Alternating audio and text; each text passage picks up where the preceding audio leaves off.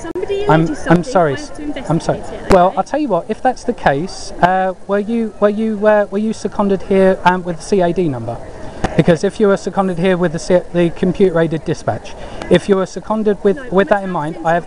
This is my Yeah. patch that I cover. So, considering that you have been in the area for about 20 minutes or so, About 2 because I hours. saw you. Yeah. Have you heard me swear in that I time? haven't, but if somebody alleges that you've been swearing, I have to advise you. I can allege that someone who I gave a hug. And I'll have to Well, investigate it. but the thing is, the explanation I'm giving is that I can allege all I like that someone, because I offer free hugs. I've given out 23 so far today. I can allege that someone touched me inappropriately. However, that does not give you authority over them, because I could have just made it up, just like the person who says that I was swearing has made it up.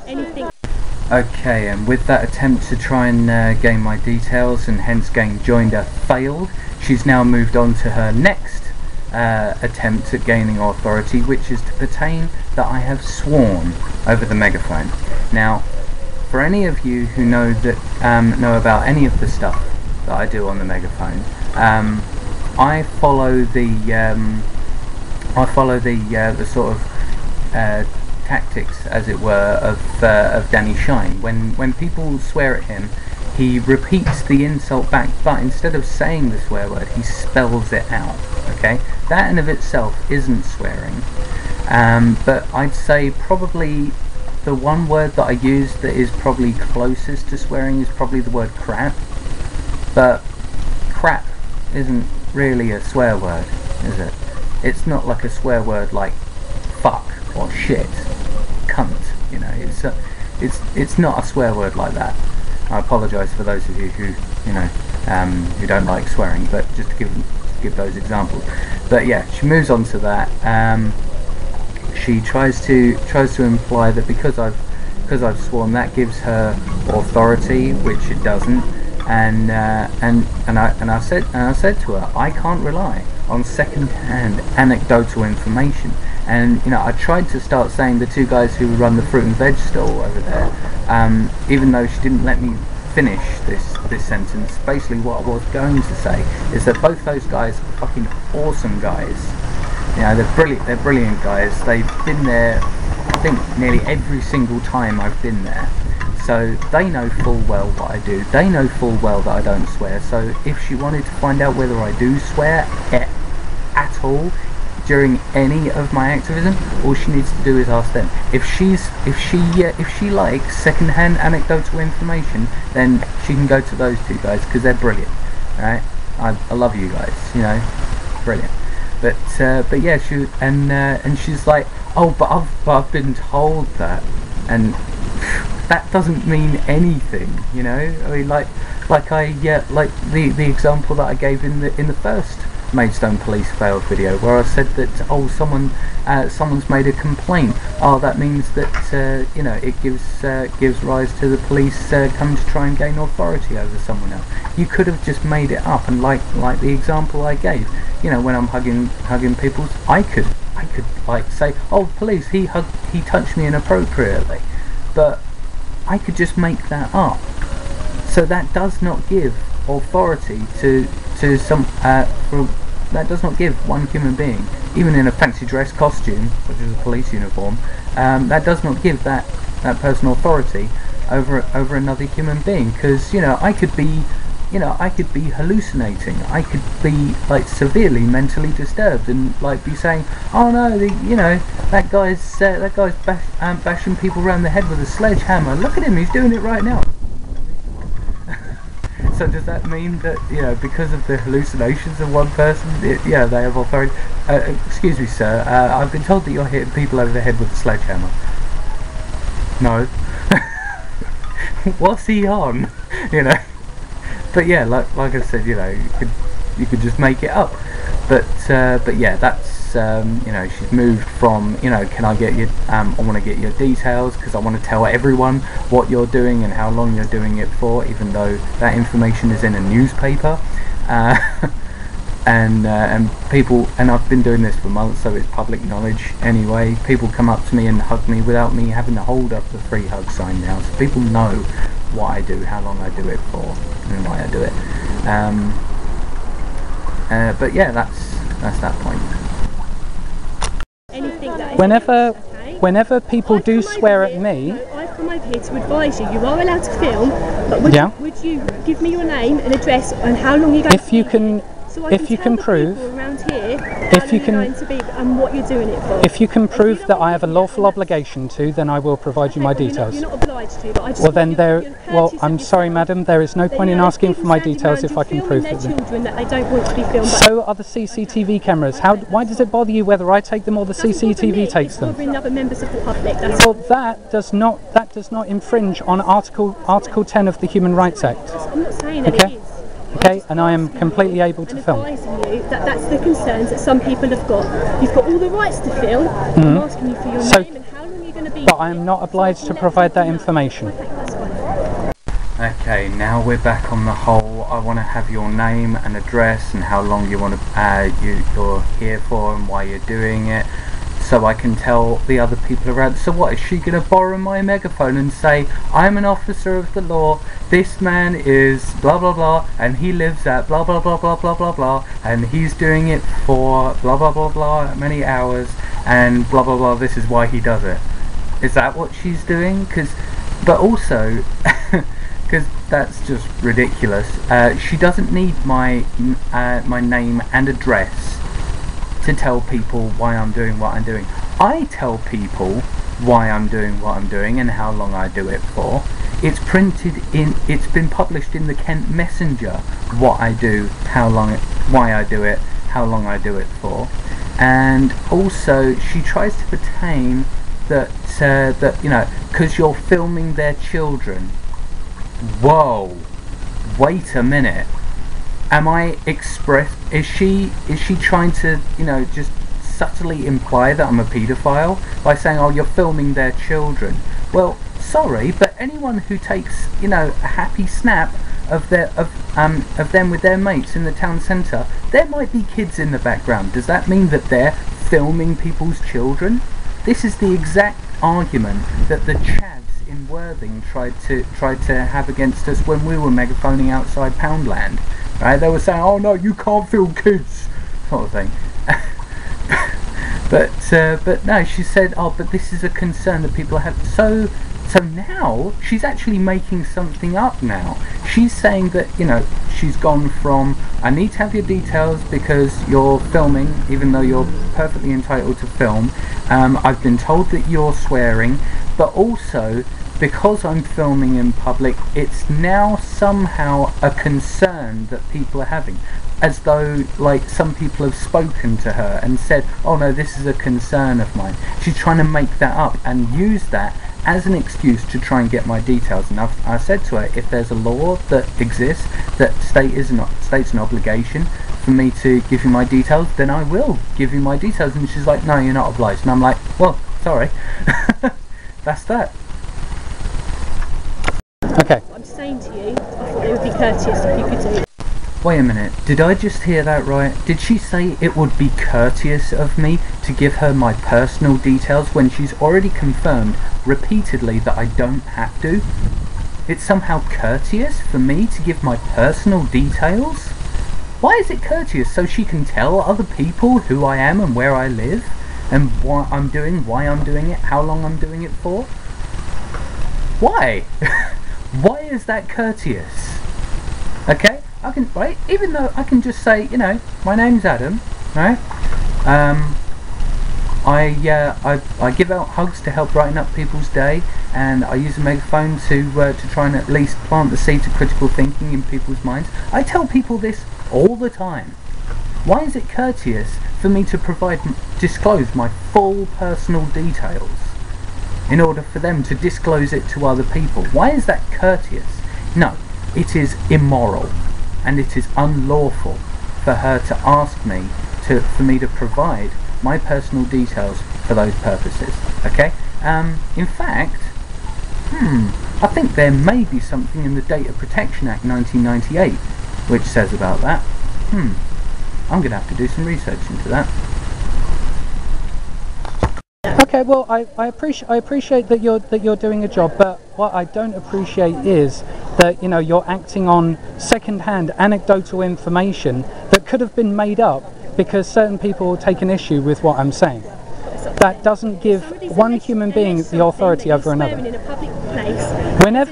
When people do swear, well, I'll tell you what, would it be classed as a breach of Section 4, 4A or 5 of the Public Order Act 1980? Well, would it be a violation of Section 5 if someone walks past and swears at me and then I spell out that swear word so everyone else can tell? Well, don't you think offence is taken and not given? Okay, as you can tell here, I'm now getting into the act of people just getting uppity because they have an issue with what I'm saying, and she's already agreed, she's conceded with me that this would be something that is up to them. So keep that in mind. If it's something that is up to them, then it cannot be any offence on anyone else's part. But then the next thing she goes on to say is that it would pertain to an offence, even though like, say for example, if I think that say for example I'm suffering from some sort of, I don't know, mental disturbance where I think the word cabbage is a swear word, right? Someone, if I pass greengrocers and they say pound of cabbage, and I'm just like, I suddenly think that they've sworn at me. I go on to a police officer. They swore at me. The police officer has to go along. Oh, I think you're swearing. No. It's up to personal interpretation, and this is the point that I'm making. All right, because offence is taken. Offence is not given.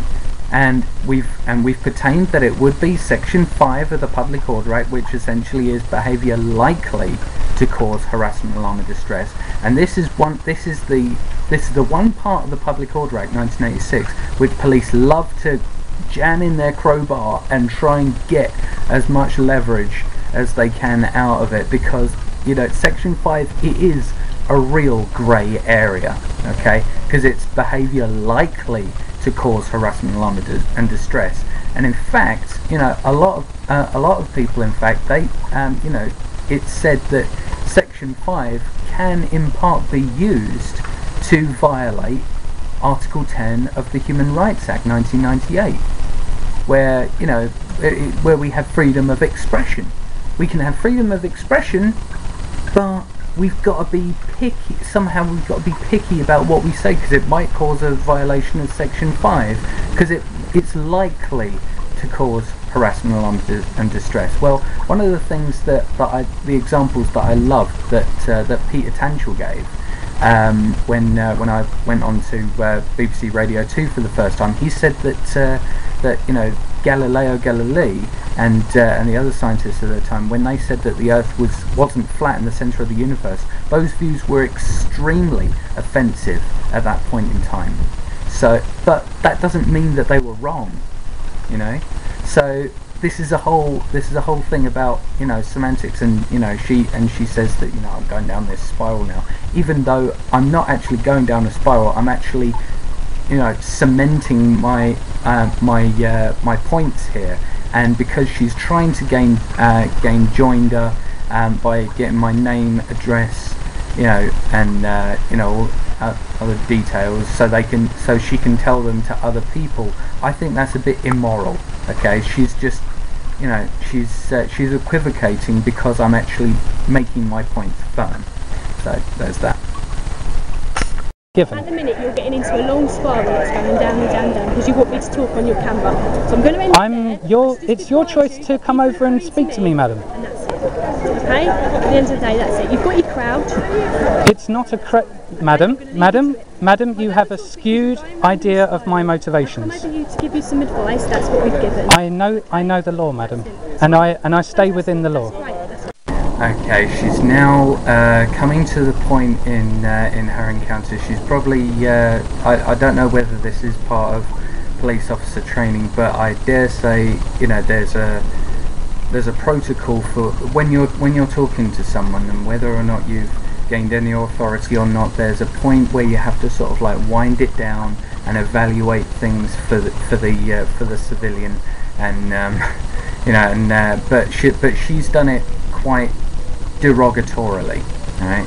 She's basically said, you want to keep me talking on your camera, and you've got your crowd, and she, that can be quite insulting, because the thing is, I don't draw a crowd when I'm doing my normal stuff. Do you know what drew a crowd?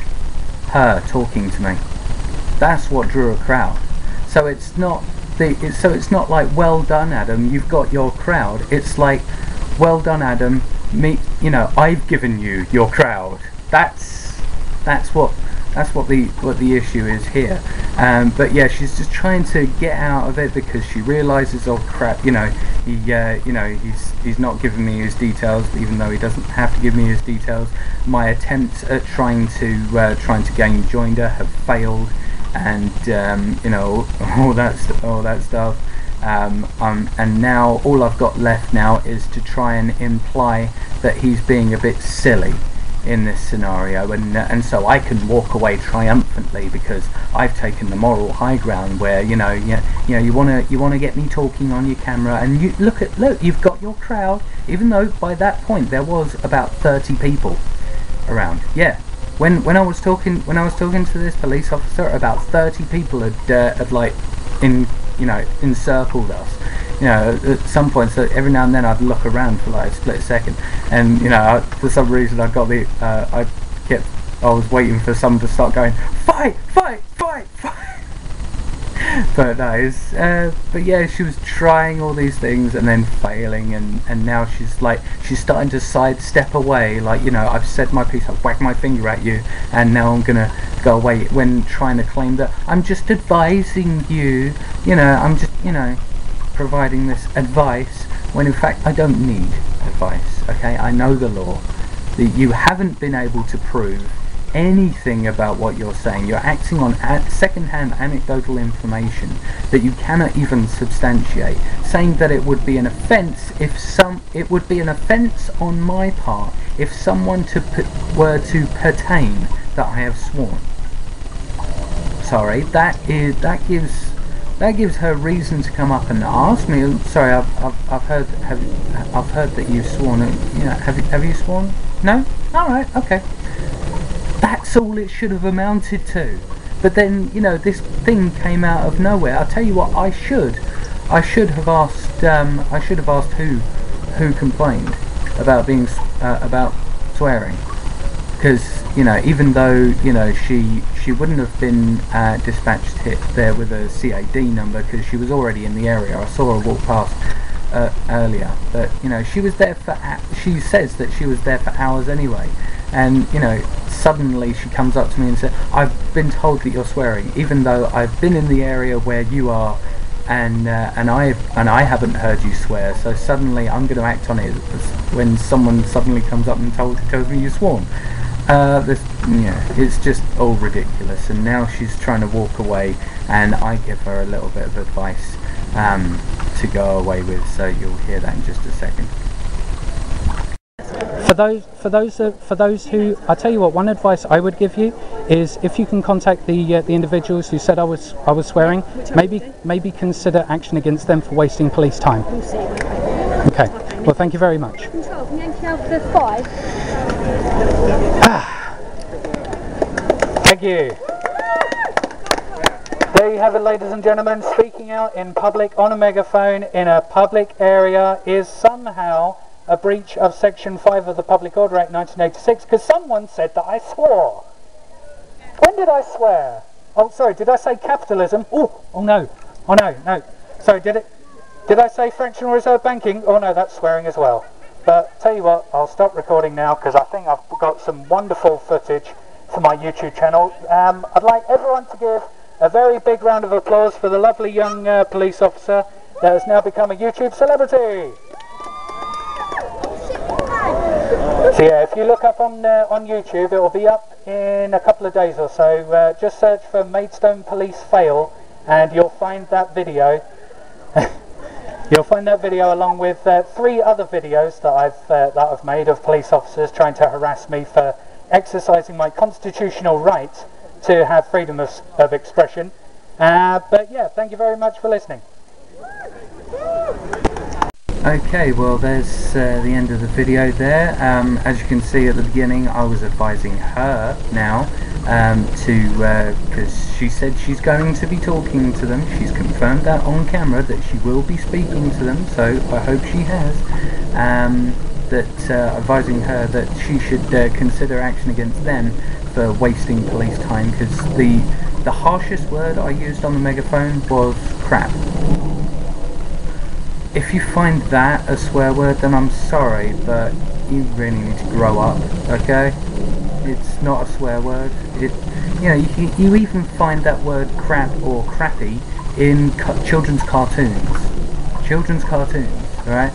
So unless you want to, go to loads of different cartoon animation studios and the voice recording studios and arrest them for violation of Section 5 of the Public Order Act, go have at it, but yeah, essentially, she was going, oh yeah, I'll go away, and then immediately on the phone to her, on the radio to her sergeant, basically saying, I can imagine her saying, yet again, he showed that he knew the law, wasn't able to get his details because he doesn't have to.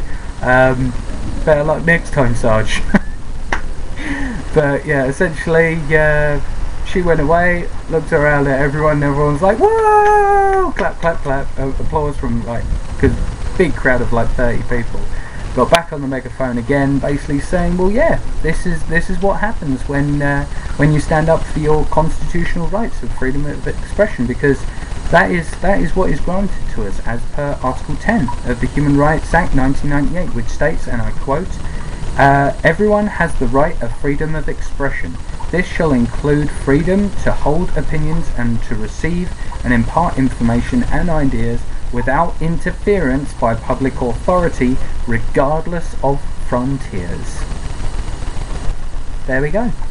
And the very fact that that she thought she had the authority to come up to me and gain my details, even though I don't have to give her my details, which makes her time completely wasted. That was like what, 5-6 minutes of her time wasted?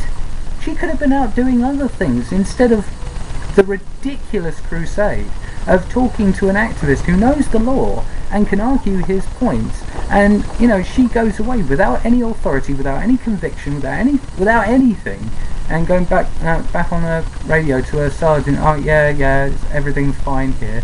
Yeah, that's why I said, please consider action against them for wasting police time, because that's what they've done. They have wasted police time, but then again, if it weren't for people wasting police time, I wouldn't have any of these videos. So, but yeah, I'm not going to say a hell of a lot in conclusion of this, because as this is the 4th video that I've now made of this nature, there isn't really a hell of a lot more that I can say that I've already said. Essentially, I urge everyone who wants to do street activism. By the way, I am going to be putting out a video, 2 videos soon. One of them, because you may have seen me referring to little notes. These are my what I call my activist armour. I've basically written down the details and exact quotations of any legislation or anything that pertains to anything that I'm doing, or any legislation that the police would try against me, so I can just get it out of my pocket and quote it to them. For this regards, keep an eye out, because I will be putting out 2 videos. One, I'm going to be reading through all my activist armour. Some of it pertains to some of the topics that I talk about, so I guess I'll include that as well. But yeah, I'm gonna do that so you guys can. Well, I wouldn't advise that you basically copy everything that I'm going to say in this activist armour video. Look it up for yourself, because there may have been some things that I got wrong, or there may be some things that are incomplete. So you never know. The best thing to do use, like with everything that I'm saying, use what I'm saying as inspiration to do your own research and arrive at this conclusion for yourself. And the other video that I'm going to put out is called I'm going to call it the do's and don'ts of street activism. And it's going to take me a while to put that together, because I think I'm going to need to write a script for it, because I wouldn't be able to reel it all off the top of my head. But there's in regards to that sort of thing, keep an eye out for those videos that I'm going to put out in the near future. But other than that, if you want to go out on the streets, please do your research about the law. Make sure that you're acting completely respectfully, all that sort of stuff. Know what you're talking about, and and maybe consider doing what I do. Giving out hugs. Damn it! That's one thing that I didn't do for this police officer. I should have offered her a hug. Damn it. Oh well, never mind. But that's all for that video. I hope you guys have enjoyed it. Feel free to check out all my other videos and my podcasts and such. But other than that, you guys take care, have wonderful lives. Bye bye.